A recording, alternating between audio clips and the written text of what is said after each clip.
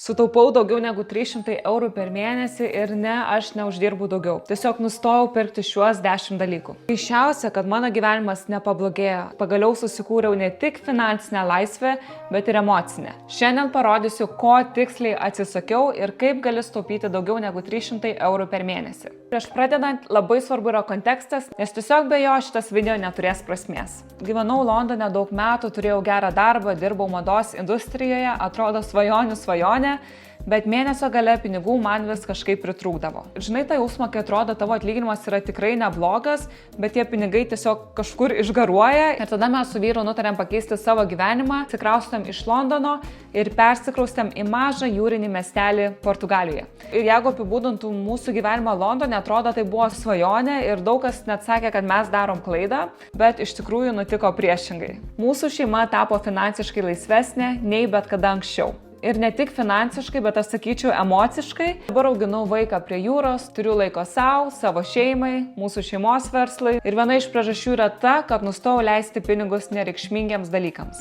Trumpa žinutė mano ištikimiems žiūrovams. Matau, kad žiūri mano video ne pirmą, ne antrą kartą ir visą laiką sugrįžti, kas yra labai malonu, bet pastebėjau, kad niekada nepalieka jokio komentaro. Tai šiandien aš turiu klausimą būtent tau, kuriuo pasidalinsiu video gale ir jis yra labai paprastas ir tikiu, kad jis tau padės pakeisti tavo pinigų leidimo įpročius. Pradėkim nuo pačio paprasčiausio. Tai peržiūrėjau savo prenumeratas. Tai yra visokie Netflixai, Spotify, programėlės tavo telefone. Tai yra labai lengva atsidaryti savo banko sąskaitą ir pasižiūrėti, kur tu išleidi tuos pinigus kiekvieną mėnesį. Man būdavo tokios situacijos, kur atsidarau banko išrašą ir matau, vėl 30 eurų kažkas nuskaičiavo, kur tada uždarau programėlę, pamirštu ir problema su tomis prenumeratomis yra, kad tu įsipareigoji mokėti kas mėnesį ar kas metus, tai realiai tie pinigai yra automatiškai iš tavęs nuskaičiuojami. Labai rekomenduoju persižiūrėti tas prenumeratas, nes tikiu, kad pusė iš jų tu net nenaudoji, tai kai aš peržiūrėjau savasias, per mėnesį taupau apie 30 eurų vien ant jų. Sekantis dalykas, tai nustojau pirkti drabužius su nuolaida ir drabužius, kurių man iš tikrųjų net nereikia. Tai čia buvo man tokia visai profesinė liga, nes dirbau mados industrijoje, kur turėjau prieigą prie labai daug drabužių už gerą kainą. Vykdavo tokie vadinami sample sales, kur visi drabužiai, kurie yra fotografuojami, jie tada keliauja į sample išpardavimą, kuriuos galėdavau nusipirkti už 50, net 60% nuolaidą. Ir man įsivystęs buvo net toks įprotis, kad kiekvieną savaitę aš ten turiu eiti ir tempdavau tuos drabužius maišais namo, kurių realiai aš net neužsidėdavau. Ir dabar labai sąmoningai aš renkuosi drabužius, kuriuos nešioju ir neperku pagal kažkokias madas, o tiesiog žiūriu, kas labiausiai tinka mano kūnui, mano kūno sudėjimui, mano stiliui, žiūriu į kokybę ir geriau nusipirkti vieną daiktą, kuris tarnaus tau ilgiau, negu kažkokį trendinį drabužį, kuris po kelių mėnesių bus nebemadingas ir dulkės pas tave spintoje. Ir atrodo, tie tokie pirkiniai yra nekalti, kas čia 20-30 eurų, sutaupau, kur realybėje tu to drabužio net nenešiosi. Nebeturint tų impulsyvių pirkinių, perkant drabužius, sutaupau apie 50 eurų per mėnesį. Prie šitos kategorijos galėčiau pridėti ir namų dekoracijos, tai šiais laikais yra atsidariusių labai daug namų dekoro parduotuvių, kaip kad Zara Home, Jisk, yra pigesnių kaip Pepko ir taip toliau, kur irgi tu žini ir tau yra sukuriamas tas noras, kaip fainai, kaip man reikia, čia pavasaris, reikia man rožinės vazos. Ar tikrai tau reikia tos rožinės vazos, kurią panaudosi vėlgi gal savaitę, dvi ir vėliau jinai nebetiks prie tavo interjero ir dulkės spintoje. Visą laiką man tas pirkimas yra ne tik apie pinigus, ką tu jau iššvaistai, bet lygiai taip pat, kad tie nereikalingi daiktai okupuoja vietą tavo namuose, kas yra energija ir tau realiai po to reikia daugiau tvarkytis, tos daiktus kažkur sugrūsti, suslėpti, tai atsisakiau šitų dalykų ir sutaupau apie 20 eurų per mėnesį. Ir čia yra tik pradžia, dar net nepradėjau kalbėti apie didesnius pinigus, kuriuos išleidžiu.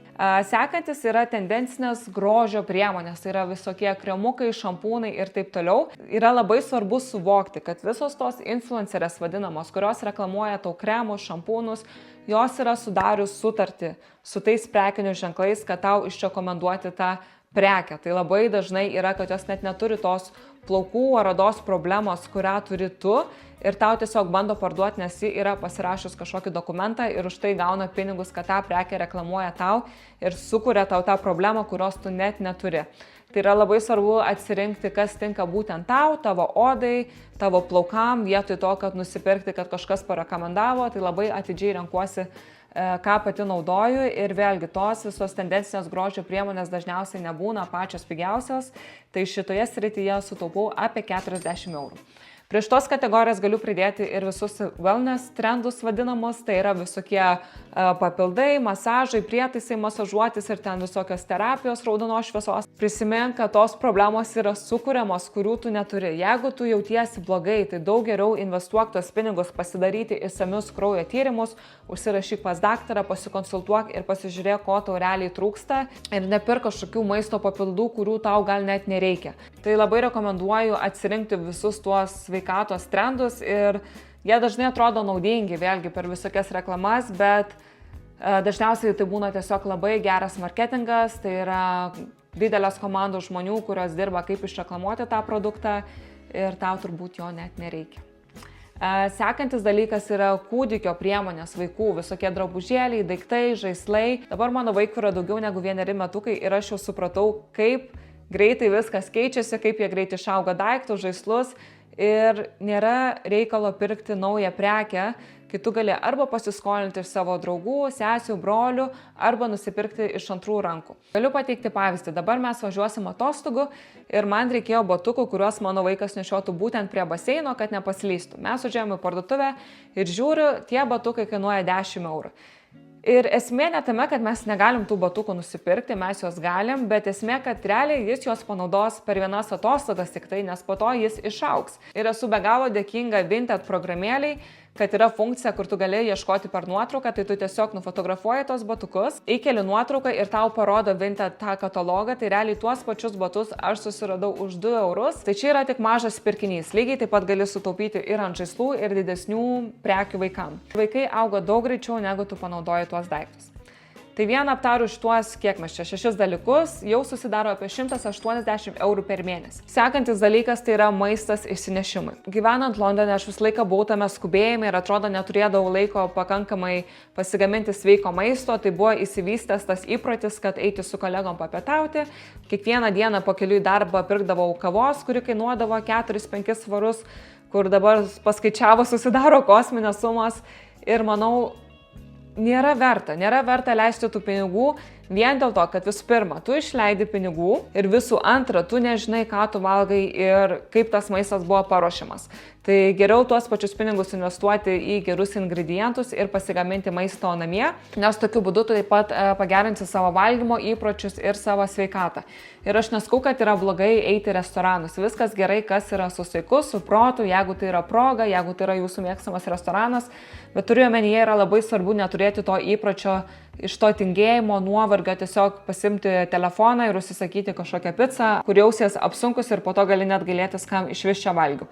Tai vien šioje srityje susitaupo apie 60 eurų per mėnesį. Tada sekantis dalykas yra grožio procedūros. Čia kreipiuosi būtent į savo merginas žiūrovės ir kalbu apie visokius gelinius nagus, blakstienas, veido valymo procedūras. Šita industrija irgi yra sukurta taip, kad tu realiai tampi vos nepriklausomas, nes jeigu tu pasidarai nagus ar blakstienas, po kelių savaičių vėl ateiti ir pakartoti. Ir kalbu ne tik apie pinigus, kas jau šiaip tos procedūros yra be galo išbrangusios, bet tuo pat laiku man yra gaila laiko. Man yra gaila laiko sėdėti 2-3 valandos grožio kėdėje, kur realiai aš galėčiau tą laiką skirti savo šeimai ar kažką pasiskaityti, pasidaryti. Ir realiai tas visas procedūras aš galiu puikiai pasidaryti namuose arba jų išvis atsisakyti, pavyzdžiui, kaip nagai. Ir dabar asmeniškai man yra nieko gražiau kaip trumpi, sutvarkyti nagai, kas yra klasika, labai elegantiška ir tu sutaupysi ir pinigų, saugosi savo sveikatą, nes nedėsi kažkokių chemikalų. Bet vėlgi, čia yra kiekvienos moters pasirinkimas ir aš tiesiog dalinuosi, kas veikia man, nes vien grožio procedūroms taupau apie 50 eurų. Sekantis punktas, čia yra didžiausia pinigų suma, tai nustojau pirkti naujausius elektronikos prietaisus, kaip naujas telefonas, naujas kompiuteris, naujausias mašinos modelis. Vien dėl to, kad vėlgi tai yra marketingas. Dabar filmuoju savo visus video su 15 iPhone'u ir kuo puikiausiai man tinka. Bet jeigu aš nueičiau į apple.com svetainę, tikrai pamatyčiau, kad yra naujesnis modelis su naujesnė kamera, geresniu mikrofonu, bet realiai rezultatas bus tas pats. Nes jeigu tu atidžiai pasianalizuosi tą puslapį, kur yra reklamuojamas naujesnis modelis, atkreip, kad ties kiekvienu kažkokiu naujų parametrų yra šie žodeliai up to, Tai reiškia, kad jie negarantuoja, kad tavo kamera bus ten 10 kartų geresnė, rašo iki 10 kartų. Ir paklaus savęs, ar buvo taip, kad tu nusiperki naują telefoną, tu jį naudoji ir sakai, oho, tikrai mano kamera dabar 10 kartų geresnė. Tai tikrai ne, tie pokyčiai yra tokie minimalūs, kurių tu tikriausiai net nepastebėsi. Tai aš neperku naujausių technologijų, nebent mano prietaisas kažkoks lūžta ir jau tikrai laikas atsinaujinti. Tai neperkant jų gaunasi vidutiniškai apie 70 eurų per mėnesį. Ir paskutinis dalykas, kuris nėra tiesioginis pirkimas, bet tai yra mūsų dėmesys. Aš labai atidžiai stebiu, kam skiriu savo dėmesį. Ką žiūriu, ką skaitau, ką klausau. Nes realiai visos tos medijos, žinios, žurnalai, visos reklamos aplink yra triukšmas ir jie tiesiog bando pagriebti mūsų dėmesį ir kad mes leistumėme savo laiką, savo energiją ir pinigus būtent tiem produktam, kažkokiom paslaugom. Kai tu sąmoningai atsidėliosi, ką tu nori vartoti, tavo gyvenime atsiras daugiau laiko, kurį galėsi skirti ypač svarbiem dalykams savo gyvenime. Tai yra 10 pagrindinių dalykų, kuriuos peržvelgiau, aiškiai susidėliojau, kam noriu leisti pinigus. To dėka sutaupau daugiau negu 300 eurų per mėnesį, kuriuos galiu investuoti kažkur ir generuoti kitas papildomas pajamas.